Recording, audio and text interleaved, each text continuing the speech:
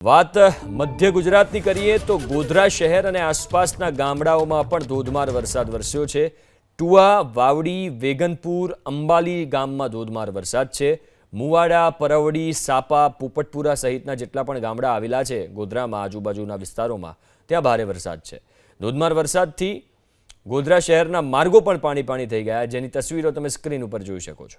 સરકારી કચેરીના માર્ગો પર વરસાદી પાણી ભરાયા છે। જિલ્લા કલેક્ટર સંકુલ સેવા સદન પાસે પાણી ભરાયા છે।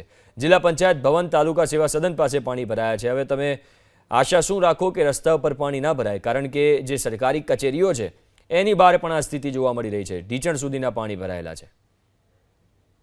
પંચમહાલ જિલ્લાના બાદનગર ગોધરા શહેરમાં થોડા જ વરસાદમાં રોડ રસ્તા ઉપર વરસાદી પાણી ભરાવાનો સિલસિલો યથાવત જોવા મળી રહ્યો છે।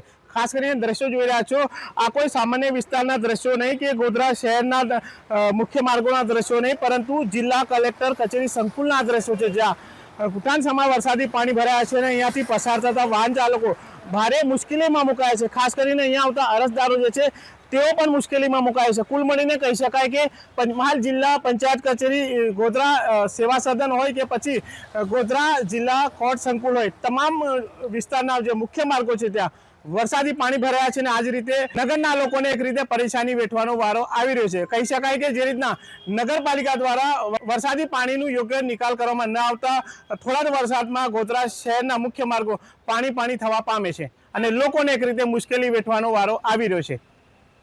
હની ભગત, ABP અસ્મિતા, ગોધરા, પંચમહાલ।